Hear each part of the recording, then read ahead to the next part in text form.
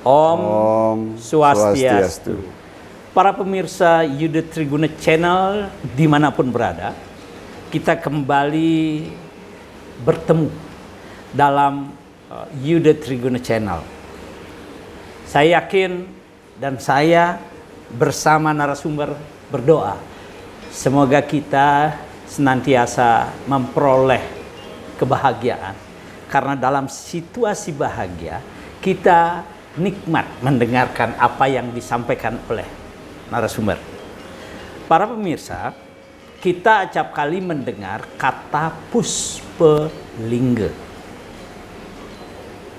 Atau sebagian dari kita juga sesekali saja mendengar kata Puspalingga. Tapi ada juga barangkali sama sekali tidak pernah mendengar kata Puspalingga. Di studio kami telah hadir Bapak Dr. I. Nyoman Dayuh, seorang penyuluh agama di Kota Denpasar. Akan mencoba membahas tentang apa sesungguhnya yang dimaksud dengan Puspalingga. Pak Nyoman Dayuh, Om Swastiastu. Swastiastu. Ya, terima kasih Pak Nyoman telah hadir untuk kesekian kali di channel ini. Saya berharap Pak Dayuh bisa menjelaskan kepada umat sedharma apa sesungguhnya yang dimaksud Puspalingga.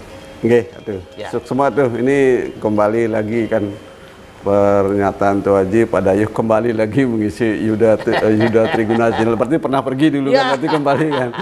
Tapi di hari ini kita memang ini kan kalau sistem teologi Hindu kan kita acting ya, memainkan peran. Di balik peran itu pasti ada sesuatu yang menuntun menuntun Pak Haji untuk bisa hadir di sini kan. Ini dalam frekuensi yang sama gitu ya. Ada frekuensi bahwa Tuh Haji menelpon Tiang untuk mengisi, Tiang juga berkehendak. Ini kan perpaduan yang luar biasa sehingga frekuensi kita menyatu di kali ini. Dauh ayu. Dauh ayu. Semua begitu juga umat sedharma di Tiang Menyapa. Kita kembali, berarti pernah pergi dan kembali lagi, itu sebuah siklus Tuh Haji ya. Tapi menarik memang yang disampaikan Tuh Haji terkait materi Puspalingga dan umat sedharma, umat Hindu Nusantara.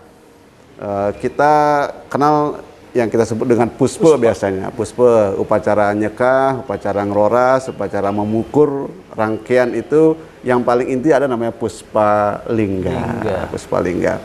Memang Puspalingga ini menjadi sarana yang inti, bahkan pokok di ritus upacara Atma Wadana berikutnya. Kalau itu kan pengabenan ya. Pengabenan lebih bersifat fisikal, dalam hal ini adalah pemurnian, purifikasi panca mahabhutanya, yang aspek fisik. Tapi Tiang tidak bicara itu ke hal lebih dalam lagi. Kalau kita lebih halus lagi. Kalau teologinya dulu, kalau ilmu tentang buana alitnya, bahwa tubuh itu kan stula, sukma, dan antakarana sarira. Di stula kemudian ada sukma sarira, badan halusnya. Badan halusnya itu yang kita munikan, disimbolkan dengan Puspalingga. Lingga, berbicara lingga memang banyak sekali. Gopinata Rao banyak sekali berbicara dengan lingga, tapi Jinana Siddhanta juga teks menyebutkan ada tentang lingga yang kita puja, kita sering dijadikan acuan pemujaan agama Hindu dengan lapiknya segi 4, kemudian ada bentuknya, metimun banyak. Bahkan bahan-bahannya pun juga sangat banyak menyebutkan. Ada yang disebut dari emas, ada perak, kemudian ada dari bunga-bunga, bahkan ada dari susu dicampur, itu banyak menyebutkan tentang lingga. Tapi Puspalingga memang di teks negara Kertagama dalam upacara memukur itu ada disebut bukur-bukuran. Salah satu persembahannya yang terkenal upacara memukur itu adalah Puspalingga. Puspalingga pertama Tuh Haji menaikkan bentuknya dulu Puspalingga. Di dalamnya ada pekurungan, kemudian di atasnya murde namanya. Murde, kemudian yang membedakan antara laki perempuan biasanya daun beringinnya. Ada tengadah yang perempuan, yang telungkup laki-laki. Kemudian jumlahnya kalau perempuan itu di kelipatan 9, 27, 54 di kelipatan. Kalau yang laki-laki biasanya 11, 33. Itu di daun beringin di pekurungan kalau kita lihat di dalamnya dulu bentuk bentuk. Tapi praktikalnya yang kira umat sudah melakukan, tapi detailnya ada murda. Di sanalah ada puspa yang dihias dengan bunga-bunga wangi. Salah satunya medori, belangsa buah. Itu banyak bunga-bunga harum, cempaka, jepun dihias semua. Nah, ini puspa. Di dalamnya itu ada alasnya. Alasnya. Biasanya di sana isi beberapa biji-bijian atau anget-angetan di Bali, manje, muju, majakane. Semua bentuk biji-bijian banyak ada di dalamnya. Kemudian itulah yang dihias, itulah yang dirangkai menjadilah puspa yang indah. Itu simbol dari badan halus kita. Semua. Kalau badan halus di dalam diri lebih lanjut mungkin kalau mengacu teks-teks Hindu kan, apakah perasaannya, pikirannya, budinya, inteleknya itu disucikan sehingga ini simbol dari yang stula, sehingga yang pemurnian mencari ke atma sariranya, antakarana sariranya tadi. Nika Puspalingga. Iya, yang membedakan Puspalingga dengan yang lain di upacara sebelumnya apa itu? Sebelumnya, benar-benar aja. Ya, Puspalingga ini kan beda memang dengan pengabenan, beda. Unsur-unsur yang dipakai juga pengadegan menyimpulkan tubuh ini memang beda. Yang tadi sifatnya lebih halus lagi dalam hal bunga. Kalau pengabenan disebut dengan pengadegan, beda. Nah ini. Kemudian kalau Puspalingga kita lihat dari edannya, edan dari Puspalingga ini kan pertama kita kan ngajum tadi ya. Di geria-geria biasanya kita ngajum, kumpul. Ngajum ada dua, bahkan ada di geria tertentu dilokasikan, ada juga langsung di peyadnyan. Itu ngajum, sudah mulai ngajum. Kemudian ngajum, habis ngajum kita maspas lingga di peyadnyan. Maka di sana dilakukan ritus utpetis titi pralinanya. Itu biasanya kalau pagi-paginya tuh sudah mulai kita maspas, sudah dibawa ke balai peyadnyan, kemudian dilinggihkan di peyadnyannya, kemudian diastawa oleh pelinggih dengan puja utpetis titi dan pralinanya. Yang menarik justru di pralinanya juga. Itu ritusnya menjelang dini hari kan galang kangin tadi. Jam 2, jam 3 ide selinggih sudah mulai namanya puja pralina. Katuran tarpana yang disebut dengan nasi liwet. Ini panjang sebenarnya. Tapi yang singkat, katuran nasi liwet bubur, dinyalakanlah lilin pedamaran, katuran bubur nasi liwet. Nasi liwet kepada Puspalingga leluhur yang meninggal. Baru puja pralina, dapat tita pralina, dapat ageni pralina, api untuk meralina, dalam hal ini fungsi api sebagai pralina, lalu nunjel istilahnya, disiapkan serana nunjel seperti dulang, kemudian tebu. Nah di sanalah meriahnya. Ada kultur di Bali, ada keyakinan di Bali, mangda sami okan-okane, putu-putunya, anak-anaknya, keluarganya boleh nunjel. Nguyeg istilah dengan nguyeg, malah di kastori boleh di kastori dengan puspa pengiriman, dengan buka gading dimasukkan di sana di kastori, baru kita kesegar.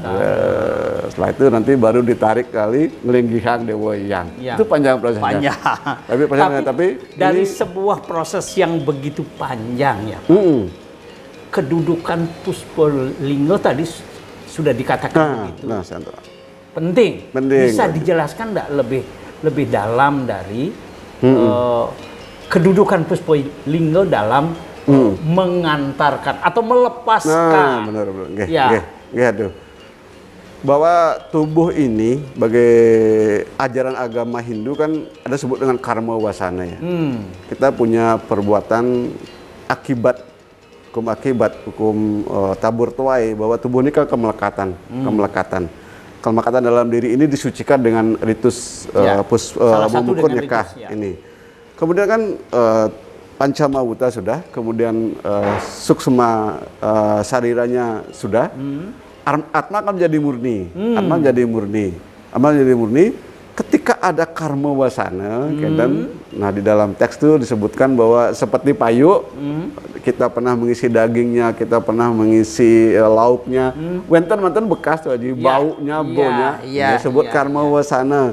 Dalam keyakinan masyarakat Bali, Hindu Nusantara, bahkan Hindu, karma wasana akan manumiang manumadi malih. Karena ada hukum vibrasi di sana, tarik menarik namanya, untuk lahir kembali. Makanya setelah upacara ngelinggihang Dewa Pitara, wawu tedun malih peka ikumpi kalau memang ada karma wasananya. Kalau kita percaya dengan hukum reinkarnasi.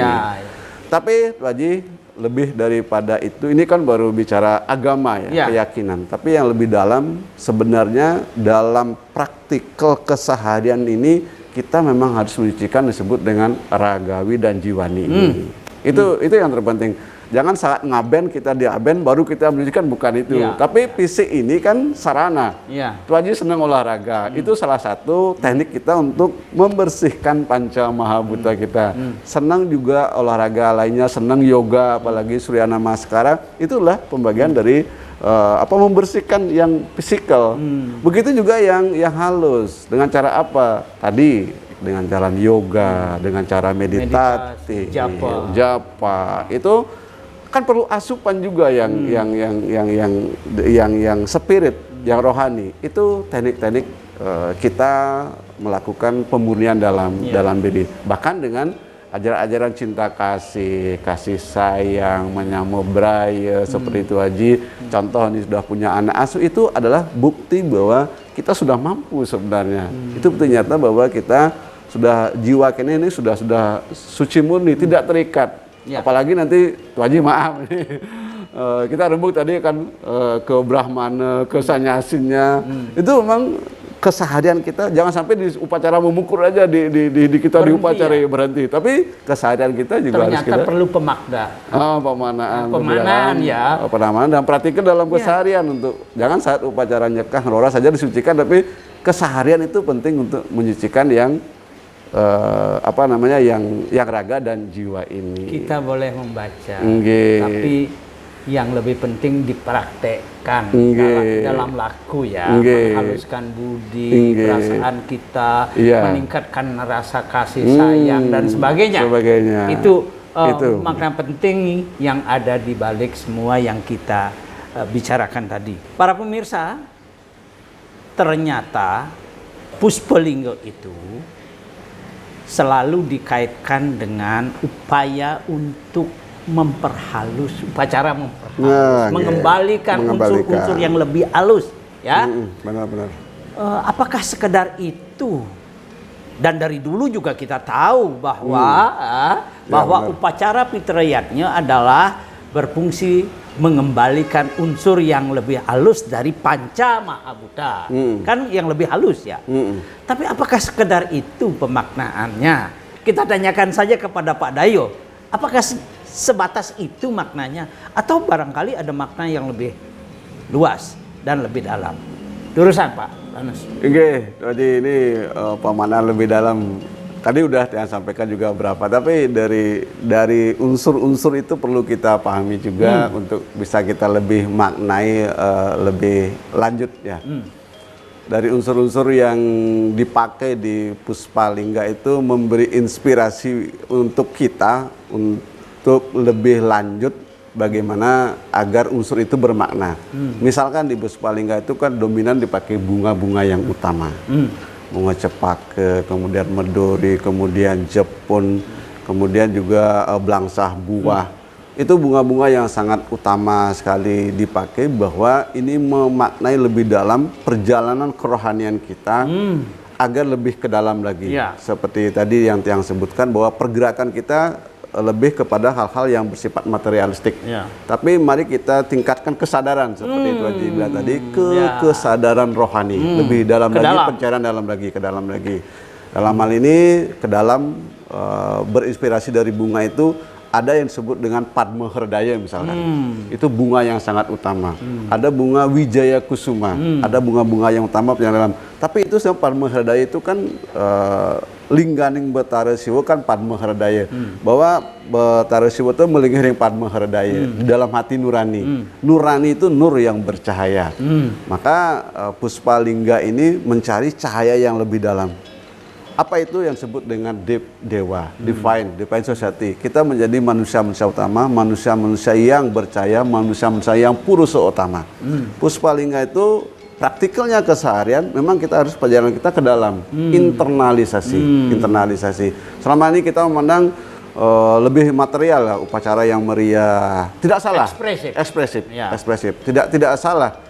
Tapi perjalanan ke kerohanian kita masih Artinya kita tidak boleh berhenti pada kemeriahan. Iya, tidak berhenti pada kemeriahan. Ya.